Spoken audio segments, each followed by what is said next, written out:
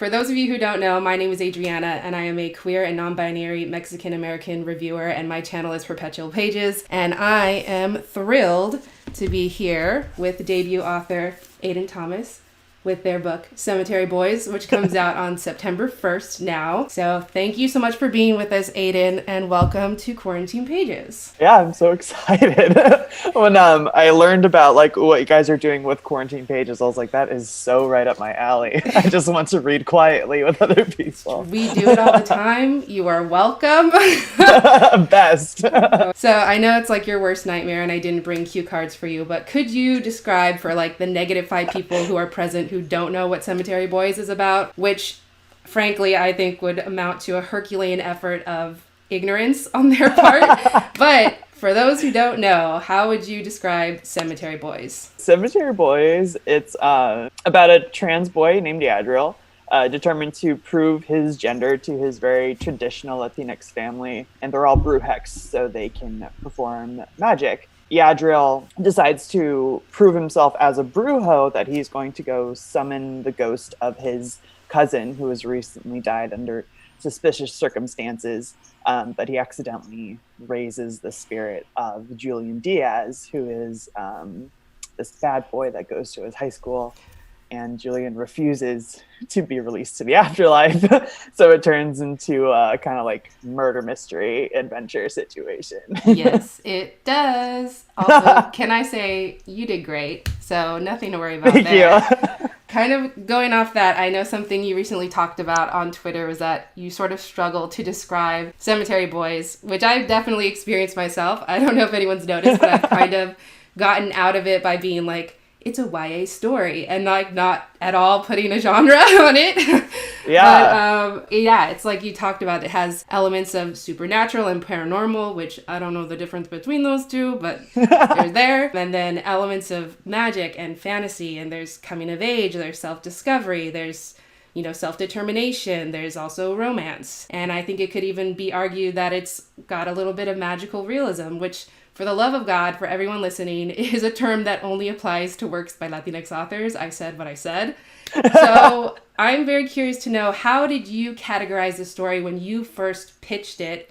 And where do you and your team sort of land on categorizing it now? So Cemetery Boys was my option book. It's actually the second book that I sold, not the first one. And when it came time to pitch my editor story ideas for my option book, it was really funny because I sent her, I think, 5. And one of them had a full synopsis, breakdown of character motivations. The next one was like, I was like, okay, well, here's like an outline, and then like some other longer ideas. Cemetery Boys was the last one on the list. It was a paragraph long. And I think every sentence ended with a question mark, because I was like, well, it could be something like this, or maybe like that. I was like, I'm not sure. So when I pitched it, I didn't know what I was doing with it at all. But out of that whole list, my editor was like, that's the story that we want. And I was like, great. And I have to like come up with whatever this is. Whenever I kind of stumble my way through it, I'm just like, it's like all the things that you listed off. It's whatever I think of at the moment. I'm like, it's, yeah, that. I actually, when you were like, I'm going to be asking you this question, I was like, I don't actually know the answer to this. So I emailed my editor. I was like, I have a quick question.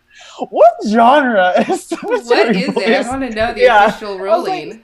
I was like, because I'm not sure. My poor team, I asked them the stupidest stuff just kind of all the time. So she emailed me back, and she was like, oh, no, you're fine. She's like, it's YA paranormal romance. But technically, and I'm going to read this verbatim, but technically, it's an own voices, young adult Latinx, LGBTQ, normal ghost romance murder mystery. I'll never be able to memorize that, I'm but never I'll just write it on my gonna hand. say that to like a human in the real world, but it's but true. Paranormal romance. And I'm all about reclaiming that right now, especially because we're getting a potential uptick in it. So I'm That's like, yes. true. With Midnight Sun, we're gonna see a lot. A lot, so fits into that niche. Like I mentioned before, Cemetery Boys was recently pushed back from June to September 1st. So how did that conversation come about? What did it look like? And what did it mean for you to make that choice? I had been seeing that it was all of a sudden happening with a lot of books. I'm in a Slack group with the authors in the Swoon Reads imprint, and we were kind of talking about that. I saw that a lot of people were getting their books bumped. And the official word from Macmillan was that they were pushing back all of their releases through June 2nd. And so obviously Cemetery Boys was going to be the week following. So I spoke to my agent and I was like, we have no idea what this pandemic is going to look like, how long it's going to last. Can you ask them about Cemetery Boys? I would like to at least have some idea of where this is going and how we're going to handle it. Like, I want to know what their plan is. So she did, and my editor responded, and they're like, oh, we're keeping an eye on things. We know Aiden has been working really hard and ramping things up with marketing, and we're definitely taking that into account. And I was like, okay, it sounds like they think that I don't want them to bump my book, which is, I wanted them to push back my book. So I emailed my agent again, and I was like, please tell them that, like, if they need to move it, to move it. So it was a conversation, and it was definitely something, like I said, that I wanted. I want Cemetery Boys to have a fighting chance, and to have every opportunity that any other book getting published is getting. My whole goal is that I want readers who need Cemetery Boys to be able to find Cemetery Boys. Yeah. And if bookstores and libraries are closed when it's released, that's not going to happen. Social media only reaches so many people, and it has its own economic implications. And kids of color and queer kids are historically underprivileged, and a lot of them go to libraries. And if libraries aren't open, they can't see Yadriel and Julian. And my main goal has always been to connect with readers. I'm not very motivated by money or accolades, most like to the despair of my team a lot of the time. So it's a good move, and I'm hoping that by the time September 1st hits, we'll be back in some kind of normalcy. It's definitely for the better, even though it's heartbreaking. And right now, my book would be coming out in like 2 weeks or something. It's going the way that I need it to go. So it's all right. And I think you've gotten pretty lucky in terms of like release dates, because it was, going to be in June, so like Pride, and now it's going to be in September, which is closer to Latinx Heritage Month, which for me is a whole 2 months. I know it's only from the 15th to the 15th, but for me it's a whole 2 months. Yeah, totally. And we're like, it's also going to be in the build-up and the throes of spoopy season, which is my favorite season. True. And Dia de Muertos is coming up too. So I think it'll be good. It'll be fine. We'll do all right. I look forward to the Instagram photos of it, like on altars and ofrendas and that kind of stuff. Yeah. Yes, I'm excited for that. And I'm glad that you pointed out what you did about libraries, because I think that's a good reminder to everyone here. If you can request Cemetery Boys at your library, please, God, do. I know I did after the social distance book fest. I put in 100 requests for books after that. And they emailed me do you know these books are not available yet? We will order that. We will order these, but they're not out. I'm like, I know. I'm doing a public service. I'm just making sure that you know. Yeah. And also, for my pre-order campaign for Cemetery Boys, library requests totally count. Yes. So you don't even have to buy a copy of Cemetery Boys, technically, to get pre-order swag. So that's important. Very true. Yes. Very good. I love libraries. You did touch on how you're not really motivated by accolades and awards and all that stuff, but Cemetery Boys has received a lot of exciting accolades and recognition before even it's been released. And again, congrats on being the first trans Latinx title to get on the Indies Introduced list. Indies Introduced really said queer rights, and we love it. So what has it meant for you to get that level of recognition and success before the book is even out in the world? And does that put any pressure on you while you're now revising and sort of drafting other books? I'm still in shock that anyone knows who I am, let alone my book. When I kind of started this whole publishing journey, I was just like, if I can reach some readers who really connect with my books, that's going to be the coolest, best thing. And things have ramped up beyond that. And every time something cool happens, I am just completely, my mind is blown. I cannot explain how genuinely honored and thankful I am anytime something, any kind of recognition comes through. It really blows my mind. It's incredible. I am not jaded with the process at all, whatsoever. Every time it happens, I'm so happy. It's wildest dreams come true, stuff that I never thought could be possible. In terms of pressure, I feel like writing Cemetery Boys is probably the most pressure I would ever feel Okay. and will ever feel again. Because there was, I was brand new. This was going to be a big book. I was writing about really important stuff, and I was terrified to get it wrong. And I was also terrified of my arc going out because it was still such a rough draft. After the arc was printed, I made over 1,400 changes before the final pass pages. I was so scared of people reading it and being like, oh my God, this book sucks. Like, it's written so badly. There's so many typos. And I'm like, I know, but I only had 6 weeks to write it. So it's going to be a mess. So I think it's mostly just exciting. Like, while I'm working on my 3rd book right now, the more you write, the better you get at it. So I figure it's only uphill from here. I hope so. I know some people say, like, every time you write a book, you forget how to write a book when you start the next one, which is terrifying. Oh, yeah, it's the worst. And it's like, whichever stage you're at, you're like, this is the worst part about writing a book. Like, right now, I'm like, drafting is the worst. I wish I was revising. And then I'm revising. I'm like, oh, God, I wish I was back in drafting. Revising. Yeah, it's the worst. They're all bad. They're all really difficult. Now you get to keep doing it, which is great for me personally. Kind of related to that, do you see, now that you've sort of gotten this recognition and you're this hot, sought-after author, do you see being an author as like your full-time career now? And is that a career path you always wanted to start with, or did you take other avenues to get there? Writing is definitely one of my 2 full-time jobs. I do work full-time at a 9 to 5. I'm a single human who has to support themselves. So I have to have a full-time job on top of my writing, and I kind of just figure it out. But I've been writing and wanted to be a writer since like elementary school. When I was in high school, my school actually created a creative writing 2 class for me. When I was in college, I double majored in English and psych for my BA. And then I actually took a couple of years off when I was at EMT in Oakland, California, before I went back to school and got my MFA in creative writing. I wanted to be a writer and I wanted to get published, but I was surrounded by people who kind of just like rolled their eyes at that idea. People can be jerks. And when I would say like, oh, yeah, I have my MFA in creative writing, they'd be like, oh, well, what are you going to do with that? Like, that was a whole waste of money. Yeah, right. It's the worst. And that was really crappy. And so what I would do is like, oh, I'm going to use it to teach. And so that was like my plan. And I loved teaching. In grad school, I was a TA for first year English, and I also taught writing seminars for creative writing. And I kind of thought that was going to be my path. But then, as it turns out, the college market is incredibly flooded. Yes. And adjuncts don't get paid anything. So my first book, Lost in the Neverwoods, was my thesis for my MFA. I completed the first draft and spent a couple years editing it, like every once in a while. And on a whim, I submitted it to Swoon and it got published. So it was I kind of tripped and stumbled into proper publishing.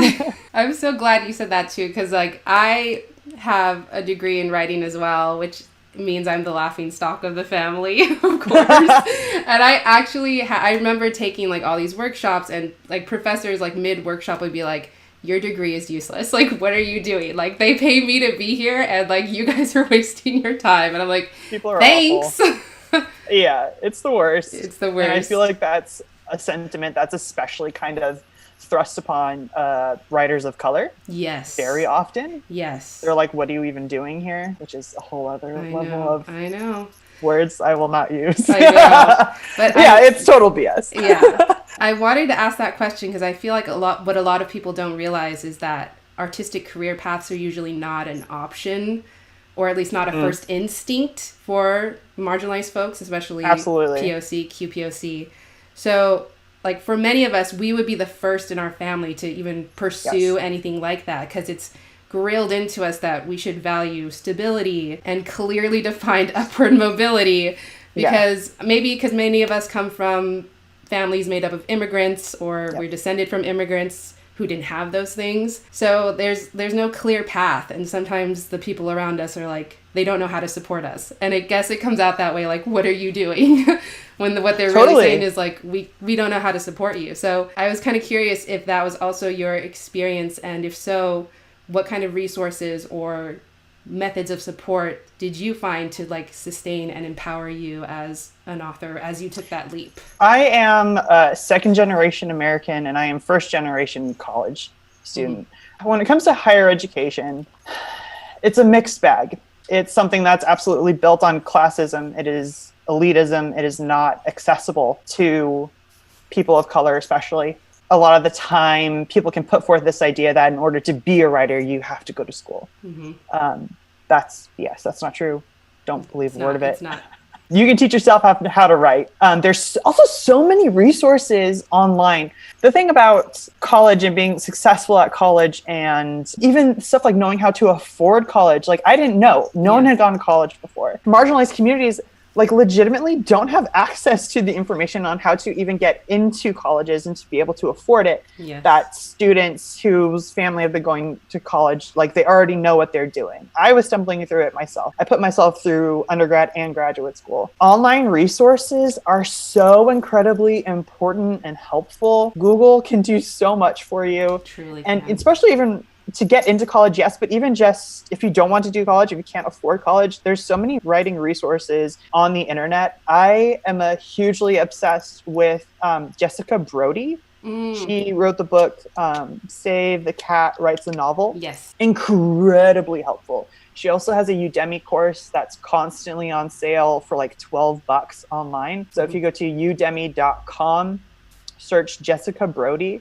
she has a slew of courses that I swear by. Like these are like, they're incredible, super helpful for writing. Because I'm actually deaf in one ear, it's easier for me as a visual learner to have like her videos because they have transcripts and then there's worksheets that you can fill out and stuff too. Academia is super inaccessible, but there's ways to get around it. I think if you subscribe to MK England's newsletter, they automatically send you like this little worksheet for like how to revise your novel, which is really cool. Awesome. Kind of going on a different note, as an author, which queer Latinx authors or stories do you feel like paved the way for you? Definitely, I feel like I scream about this book all the time, but Labyrinth Lost by Zoraida. When I read that book, I was like, oh, we're allowed to kind of write about being brown, right? Who would have thought? I didn't think that was allowed. I didn't think it was sellable. I didn't think that publishing or like anyone outside of like my own experience would be interested in a book like that. And I fell so madly in love with those books.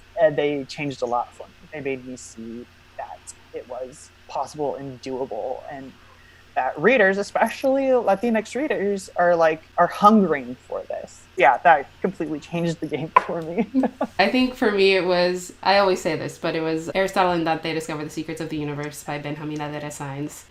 That book. It just like, I don't know, it just, before I read that book, it never occurred to me that you could be like Mexican and queer and like at the same time. I always think about, I'm not going to say what it is, but I always think of the final line of that book because it's just so like joyous and sort of makes you think about like the inevitability of like queer love and queer joy and queer triumph. Yes. And it's just, that book it's is beautiful. incredible. It's beautiful. As a queer transspec reader myself, I have noticed that cisheads have a gross obsession with policing and viewing trans bodies. And when they hear trans, they're thinking binary and they're thinking before and after.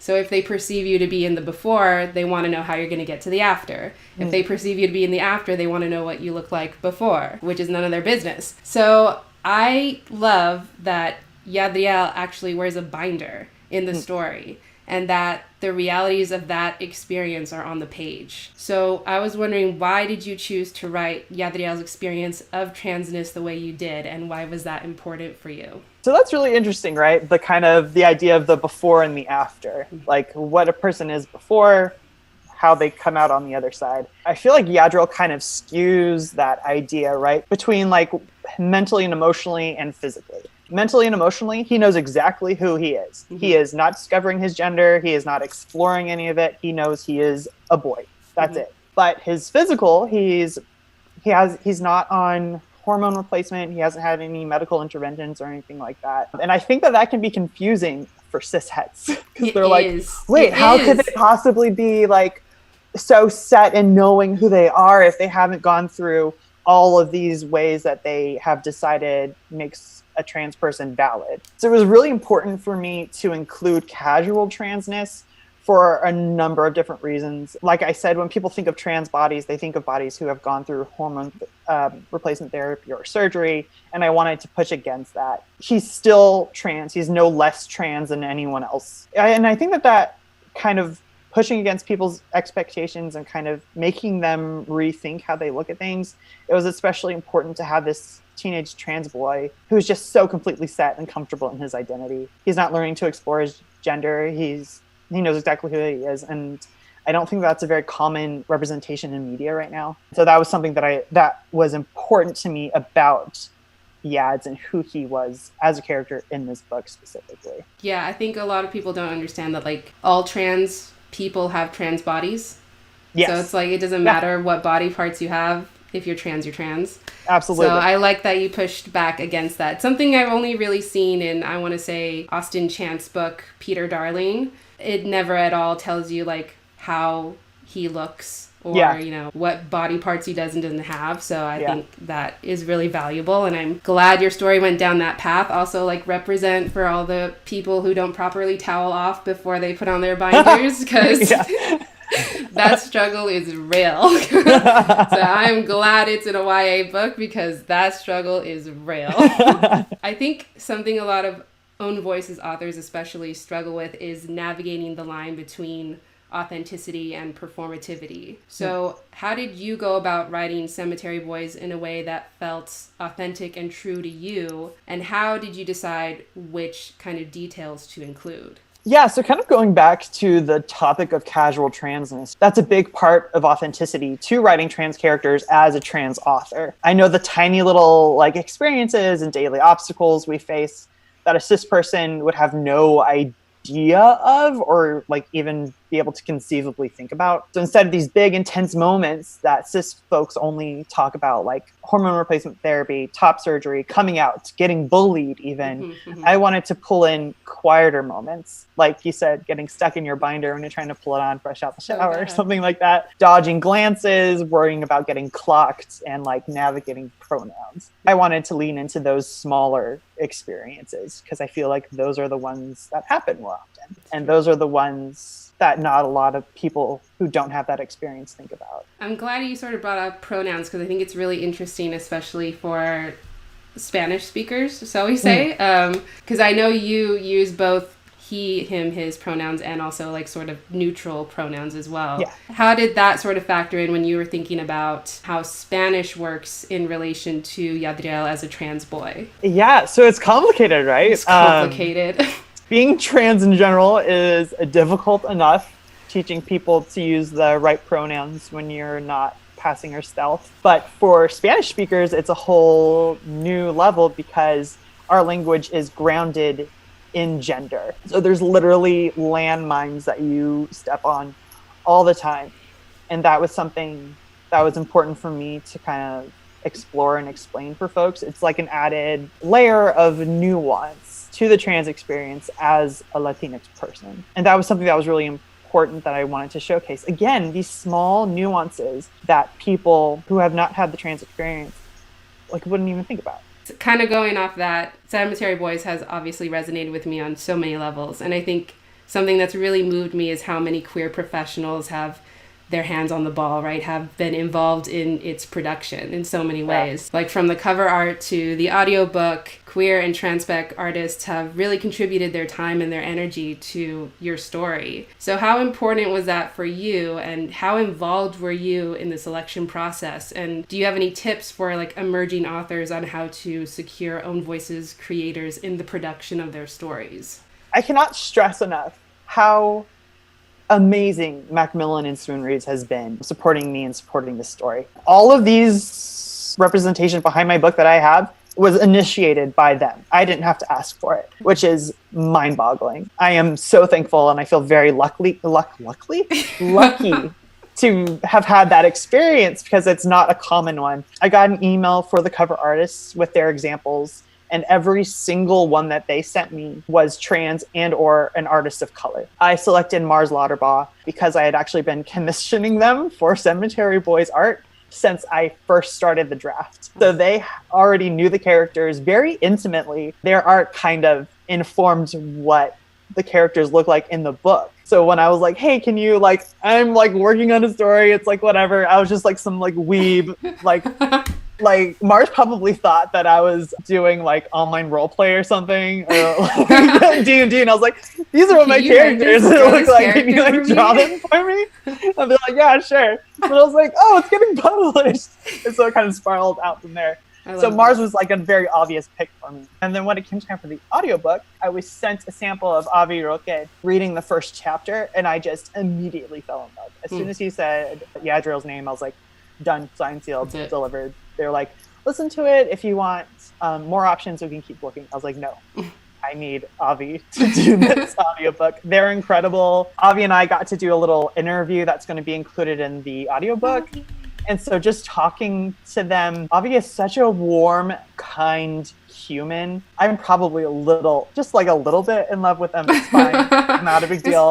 Super casual. But having their voice for this story means the world to me, and it's going to make a huge difference. They brought stuff to this story that no one else would have been able to. In terms of what other authors can do who are kind of entering this space, you gotta just keep pushing back and ask all the questions that you want. A lot of people I've noticed, especially in my imprint even, are afraid to ask for what they want because they feel like they're being given this gift, right? That they're lucky to be in this position. And so they're afraid to ask for what they need or what they want because they don't want to have it taken away or something, or to seem like they're ungrateful. But that's like, you gotta ask. I ask questions all the time, just like asking like, well, I was like, I don't know what genre is my book in. Like, I ask questions to my team constantly, and it's good and it's important, and it's a good learning experience for me and for them. So again, just keep pushing and keep asking for what you need.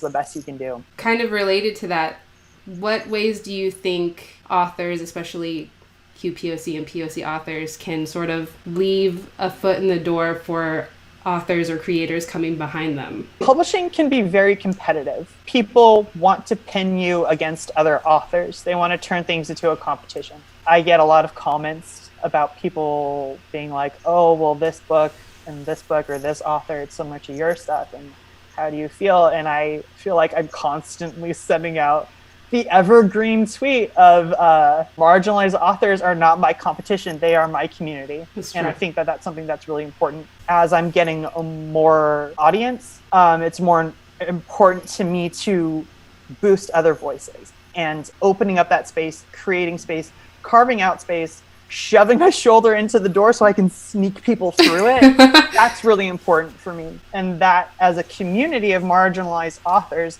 that's what our focus should be on. Not on competing with each other, but bringing each other in. Yeah, it's just like you said, it's like people don't even realize that two books written by marginalized authors can exist at the same time within their own merit and have like nothing to do with each other and still be good. They could even be the same concept, and it's going to be two completely different books. Exactly. That's what I try to tell myself. No, it's absolutely true. There's still going to be completely different books. Every author is going to bring a unique experience into whatever. So to kind of move into some like fun questions about Cemetery Boys, is there like a memory or a moment that you strongly associate with drafting Cemetery Boys that maybe might surprise other people? While I was getting a full synopsis together to send to my editor who could then bring it to acquisitions, there was a couple of things that I did that are very kind of rooted in the experience of creating Cemetery Boys. The first one being that I went to the Portland Art Museum when they were doing a huge Dia de Muertos exhibit, and they had stunning ofrendas, and they had really beautiful hand-dyed and painted cards that were created by an artist. And one of them had the poem and lyrics that I actually used for my dedication page in Cemetery Boys. So that was a big inspo. And then the other thing was that I also went to Disneyland with some friends in September, And while we were there, they had a Coco Dia de Muertos celebration going on. Seeing all the brown kids like rushing to meet Miguel and having Elena of Avalor there who talks to them in Spanish. Yes. Like, and seeing all these really beautiful and interactive displays that Disney put together, like, seriously warmed my heart. Seeing Latinx kids get to celebrate their culture at Disneyland and feel so seen, that was a huge motivator for me. When I saw those kids reacting to that, I was like, that's what I want for Cemetery Boys. I want to provide that feeling for readers. For science, I have to ask, in the most non-spoilery way, of course, can you share a scene from earlier, I know you said it was a quick draft, but from earlier versions of Cemetery Boys that you loved, but you ultimately had to cut for whatever reason, and you still really wish that readers could have seen? In a very literal sense, I didn't cut any scenes in Cemetery Boys. I only added to it. But there was a lot that I wanted to add and that I kind of had in my, like, I make huge outline docs and I call them like brain dumps. And there was a lot of subplots that I really wanted to like lean into and explore, but I simply did not have the time or the room for it within the book. I could have added another like 200 pages to it, I swear, if I had been able to like really explore everything that I wanted to explore. But one, I guess one of the fun ones that I wasn't able to include was actually a side romance between Julian's older brother and Maritza's older sister. Yeah, originally I had an idea that Maritza's sister would kind of be a little bit more involved in terms of helping them get around Los Angeles, but that didn't end up working out. But you know, who knows? I might be able to spin off. Who knows? Who knows what the future holds? Now, this is like a complete diversion from everything we've talked about so far, but I love that we are both queer and trans Latinx weebs. Yeah. Weebs. Yeah. And I think we need to take this moment to like celebrate the fact that we exist. Yes. Yes. And then I have to know, again, for the sake of science, for both Yadriel and Julian, what would their all-time favorite anime be? And what would an anime be that would be at the top of their watch list? Yadriel's easy. He would definitely, I feel like, be like more old school, a more like purist. Like he would only watch traditional Sailor Moon. He wouldn't watch Cinnamon Crystal. I think Ouran Host Club would be his favorite. And then right now he would probably be watching Given and having just like so many feelings he can't even control himself. Yes. He'd feel like just very overwhelmed all the time. See, this is why we're the same person. I'm like, those are like two of my top, like, for real. See? They're great. Julian would need something really fast paced and with a lot of action. Trying to make him watch something like Naruto would never work. He'd be like 10 minutes into it, and then he'd be like, I'm out, I can't, no, what are we even doing here? We're just sitting here, we're staring, I don't know, what? He wouldn't be able to handle it. Filler so episodes? No. Yeah, like, nope, can't do it, can't handle it. So I think he'd be really obsessed with My Hero Academia, and he would be a hardcore Bakugo fan. Like a ride or die Bakugo. This is canon as far as I'm concerned. And he would just spend like the whole time giving commentary while Coriadril's trying to like pay attention to what's going on. And I forgot, did you say which would be on his watch list? This is important. Like I have to chase these answers. That's the thing, right? Is that Julian would have a watch list that's 87 pages long, really and he would just be constantly flipping through all of them and being like, oh, I like sports. Oh no, God, this is taking too long. So his like watch history would be about like 7 to 14 minutes at the beginning of the first episode of like dozens of different anime, and unable to like find one that stuck until he got like a My Hero Academia. He'd also be into Attack on Titan, but I think he'd fast forward a lot. That's true. There's like, why are we talking again? Yeah, like, why are they just standing on top of the wall like talking about death? Like exactly. There's more important things to do. We here at Quarantine Pages love book recommendations. What are some 2020 queer and or Latinx releases that you are psyched out of your mind about? So big one, which is what I was reading today, is Felix Ever After by Kacen Callender. Incredible. Kacen is such a talented writer. Very excited for that one. And then my second biggest one, I think, it is definitely Incendiary by Zoraida Cordova. Mm-hmm.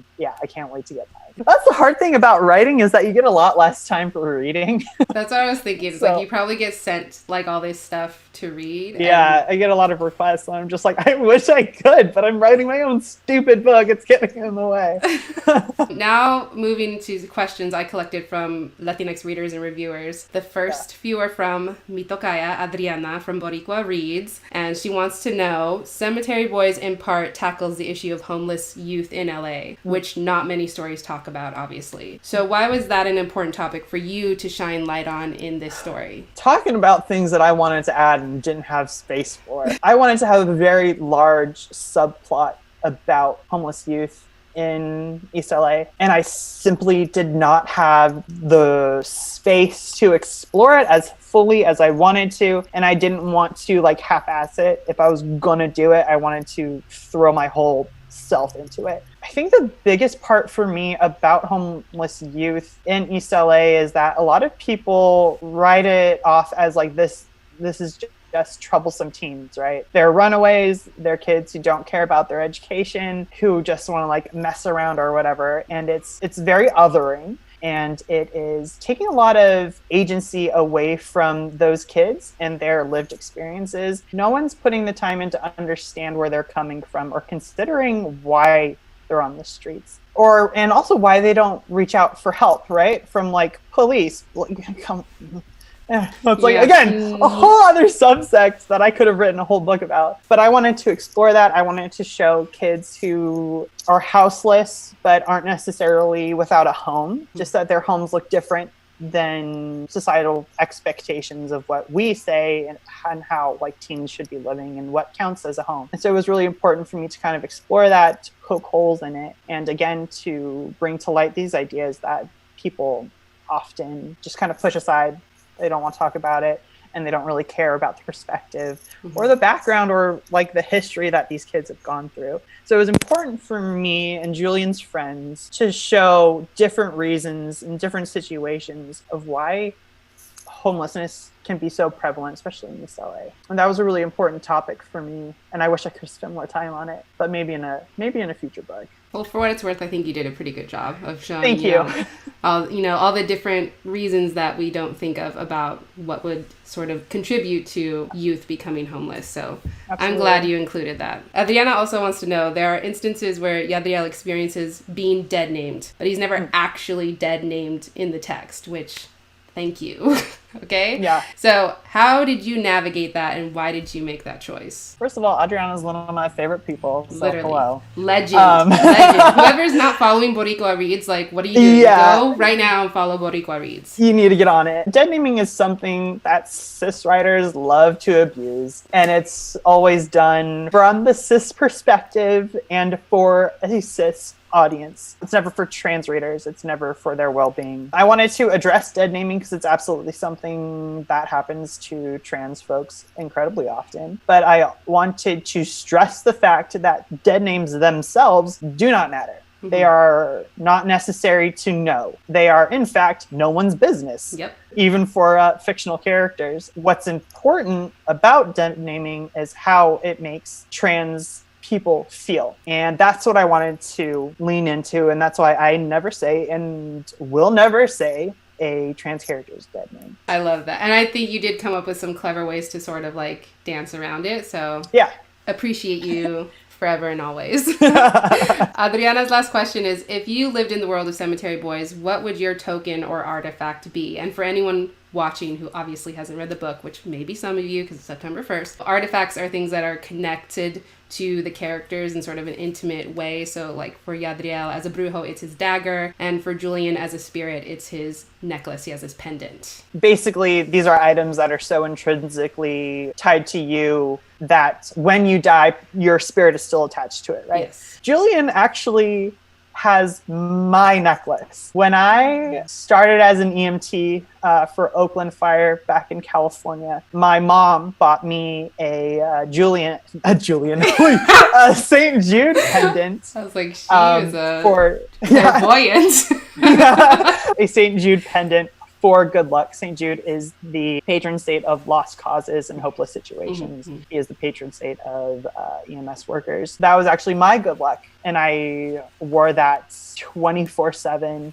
Even after I stopped being an EMT, I kept wearing it. And I still have it. It's actually on my shelf right next to me. And I will put it on and I'll wear it under my clothes for good luck if I'm like nervous about something. Gande from I Am Rainbow wants to know, one thing I love from the book is that the adorable and fun dialogue. So how did you come up with so many good puns? Which, thank you, Gande, for asking the real questions. So I love puns, and I'm kind of naturally a kind of ridiculous person who doesn't take themselves very seriously. So a lot of the jokes are just stupid shit that I've said, like while talking to my friends. And then I was like, oh, that's pretty funny. And then I like would whip out my phone and write it down. And my friends would be like, Aiden, you're so obnoxious. I can't even handle it right now. So that came very naturally to me. I think a lot of authors, especially ones who haven't been a teenager in a while, kind of don't understand teenager humor.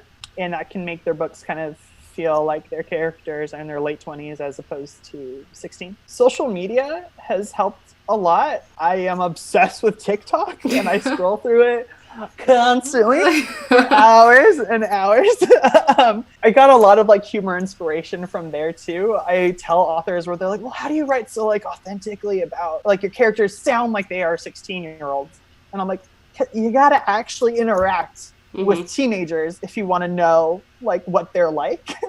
And so I'm always telling them, download TikTok, scroll through that for a few hours, and you'll start catching on to like the really silly sense of humor and the like nihilism humor, which is also one of my favorites. Yes, teens are wild. I feel like people don't even understand. Like I work in a high school, so teens are wild. Okay, yeah, they're great. They're so wild. Chaotic. And like that was the other thing, to go off on a tangent for a second. When I was writing Julian, like this is a YA fantasy romance, right? In typical love interests in YA fantasy romances, they're like these really like dark, brooding characters with like a tragic backstory. And they all have black hair that's slicked back and blue eyes.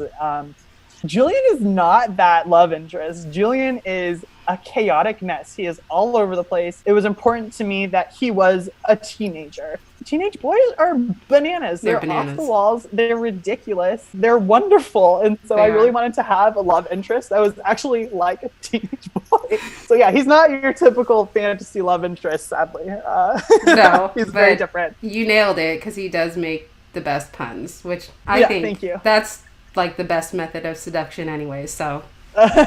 Agreed. Our next question is from Astrid Pizarro, who says, how different is the final manuscript compared to when you started the writing process? It's pretty similar. The plot, I think, was mostly the same. I changed the ending around a little bit. I really suck at writing endings, and I need people to like help me unpack it and think it through. Very early on in the process, I realized that I was writing a character in a way that was really problematic. Specifically, it was the antagonist, and I was like, why am I writing it like this? And I had to unpack some of my isms, my own personal isms. That was a big change, and also a really important reason why you should have sensitivity readers, even though I caught it myself.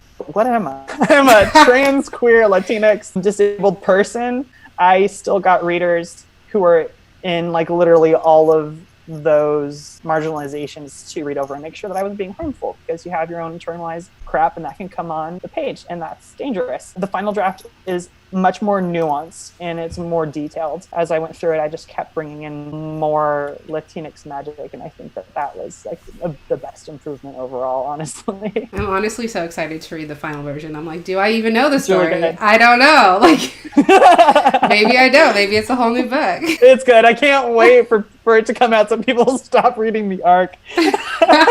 Our next question is from Carmen, actual legend at Tomes and Textiles. Again, I love if you're Carmen. not following Tomes and Textiles, you're doing the internet wrong.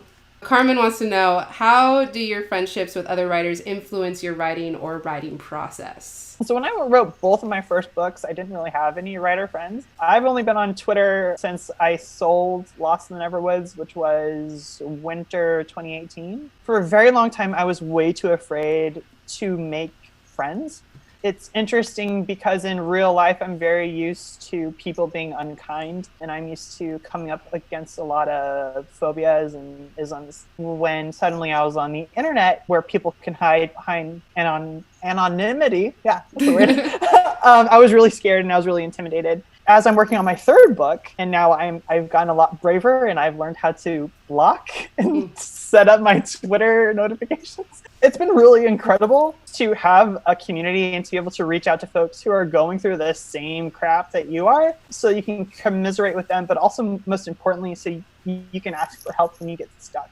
There's so much I didn't know and still don't know and get confused about and need help with, and I can reach out to them whenever, and they are so incredible. And like, I have, friends, yes, but also a community that has my back. Our next question is from Alicia from A Kernel of Nonsense. And she says, what mediums besides literature influence your writing? And are there any that you particularly reach for when looking for inspiration? God, all sorts of anime. For me, it's really important to be like consuming media to help me write, basically. Anime, like I said, is a huge one. TV, movies, music also. Specifically for Cemetery Boys, On My Block was huge for me. It's a show that's on Netflix. I call it the Brown Degrassi. It's like Degrassi, but it's set in East LA. Yes. It's incredible. It's hilarious. It's moving. It deals with heavy topics while also being really funny, which is like, I feel like Cemetery Boys' whole deal. As far as like comp titles for Cemetery Boys, The Outsiders was a big one. Even though S.E. Hinton is absolute trash, which is unfortunate for her. Coco and The Road to El Dorado really helped with kind of the aesthetic that I was building for Cemetery Boys. I believe so strongly in like energy transference whenever I'm like creating, even if I'm not making the next whatever, certain things just like get me in the zone. Like Howl's Moving Castle soundtrack is just like, oh my God, just like, Howl's. I can't, dude. And then like, I don't know, just Free, Given, just like all these things. Like I'll just like listen to the soundtrack all the time. It's just like, this is me creating. Related to that, Alicia also wants to know if you could collaborate with any Latinx author on a writing project, who would it be? I think it's obvious, but Zoraida Cordova, I would die. I would love to write like a Brujex adventure with her. I think that would be so much fun. Our last Latinx question comes from Mariana from Latinas Leyendo. She wants to know, what changes have you seen in the YA space in the last couple of years, and what future changes would you like to see or hope to see in the future? So having trans characters at all like exist in publishing has been huge. Like I guess 2020 and 2021, I think we're having even more of them, and that's incredible, and I'm excited about it, and I want it to keep going. Ray Stovey, actually, I was part of a Autostraddle article about trans rep in publishing, and I highly recommend checking that out because it really breaks down the numbers and it's still baffling. And also when they ran the numbers, they were kind of listing off the different racial backgrounds of characters, of trans characters in books, and there was one Latinx, and it's mine. Like, that's it. There's one. Like, are you kidding me? Yeah. So I'm very much looking forward to having company in that in that category. Not to like toot my own horn or to be like, oh, I happen to be doing this. I think new adult needs to be much more prevalent in publishing than it is now. I feel like sometimes we're so keyed into like what's happening now that we forget that we really didn't have anything like this. Even recently, I was just thinking back to like, remember when you could not find a YA book that actually had the word gay or queer or any identity in the synopsis or anywhere? It's like they put a little rainbow on the cover, so it's like, this is gay or whatever. Yeah, it's wild. Or like if it was a trans book, it'd be like an illustration that has like pink and blue, the two genders. That's like, totally. This is trans. I think people forget that's relatively recent history for us in publishing, so it's like I'm not recovered from that. So it just feels like an embarrassment of riches, everything that's coming our way. Noria wants to know, if you were to ascribe a social media platform to Julian, Yadriel, and Maritza, which social media platform would each of them be? Maritza would be Instagram because she's beautiful and she has Instagrammable hair, and I think she'd really enjoy just like going around and taking pictures all the time. Julian would 100% be TikTok because he only has the attention span for a few seconds. And would just like post like him doing chaotic, dangerous stuff all the time. Adriel he's still holding onto Tumblr. Do you have any adult books in the works? Angela wants to know, which I kind of already know the answer to this, but please. My current whip, again, it's new adult, so it's kind of adult-ish. It is about a trans boy's first year of college after he took a year away from school to transition. So he is stealth/passing, and it's him kind of going through the foibles of second puberty, figuring out how to survive college, being in a co-ed dorm, and like using a public men's restroom where there's also showers, while also having a crush on his math tutor. But I also have some like super dark fantasy stories that I really want to write that might be pushed into adult. So we'll see. So nothing like official. I would definitely like to write some more adult themed stuff for sure. Noria wants to know, how did you come up with the title? Which I'm glad she asked that, because I was going to ask that myself. Because I see it and I'm like, this is so Aiden, just like cemetery boys. Like they're boys in a cemetery. You're like, boom! A lot of the time, authors don't get to keep their own titles. Cemetery Boys is somewhere kind of in the middle. When it was bought, it had a working title, which was Ghost Boy. But when it came time to actually start having that discussion, I really wanted to call it Calavera Boys, and I kept pushing back on it. But what it came down to was that we were worried that folks just kind of walking through a bookstore or a library seeing that title who don't know Spanish, or who, I guess, don't live in California wouldn't know what Calavera means. So that was tricky. And so we ended up just kind of bouncing titles back and forth over and over again. And Cemetery Boys was the one that we could both agree on. It was important to me to have the word boy in the title, because Yadriel is a boy, and I wanted to really put my foot down and present that automatically to the reader. Flavia wants to know, if you could give one book to your younger self, which one would you choose? And I know you love Labyrinth Lost, but let's create an AU multiverse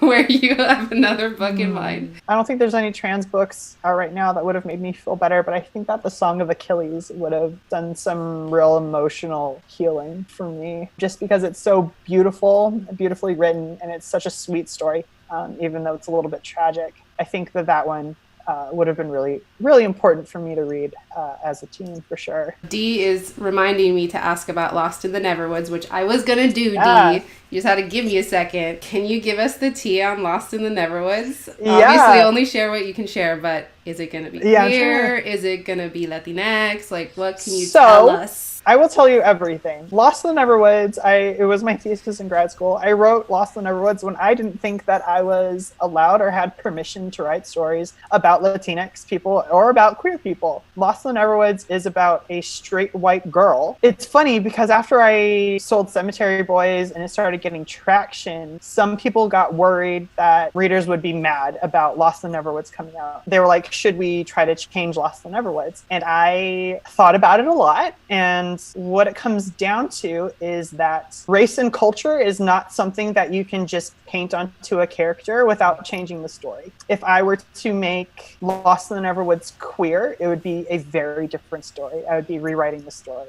If I made Wendy Latinx, it would be a completely different story. So Lost in the Neverwoods is exactly what it needs to be, and it is my heart book. So for a breakdown, it is a dark fantasy reimagining of the Peter Pan canon, really leaning into like the dark elements of it. It's contemporary. It takes place in Astoria, Oregon, which is a really small coastal town. Wendy and her brothers, when she was 12, went missing in the woods behind their house. 6 months later, she was found, but her brothers were not. So the book starts on Wendy's 18th birthday, where other kids in Astoria are starting to go missing into those woods again. Peter shows up and claims that he knows what happened to Wendy. He knows where the missing kids are going. He knows where her brothers are and how to get them back. It's very creepy. It's atmospheric. There's a lot of dark woods and shadowy creatures.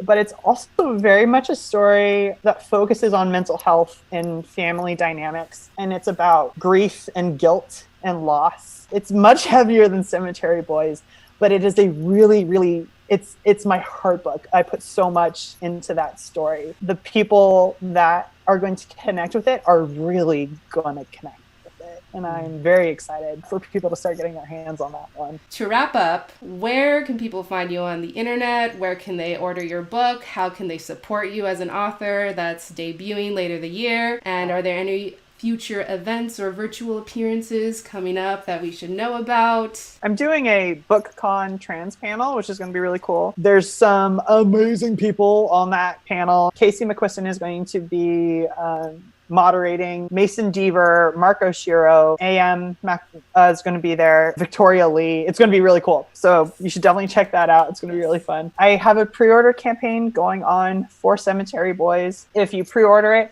or if you do a library request, you can get 5 character cards, each designed by Mars Lauterbach, so the cover artist. And they're like tarot cards. They're really cool. You'll get a signed book plate. So that's for everybody, including international. And then there will be 50 US winners randomly selected to get special edition Cemetery Boys enamel pins, which are really gorgeous. And again, designed by Mars Lauterbach. So pre-orders are super important in requests. That's how they'll let me write more books. And that's how we can show publishing that we want more trans stories, that we want more Latinx stories, that we want more queer stories. So that's really important. Did you say where people can find you on the internet? I'm Aiden Schmaiden on pretty much everything. Yes. So AIDEN'S Thank you again so much for being here. Thank you Thanks for having me. your time, for your talent. You've been very generous in everything that you've given us today. So I want to say a big thank you again. Totally. Thank you so much for having me. This is so much fun. I love doing this stuff. Yes.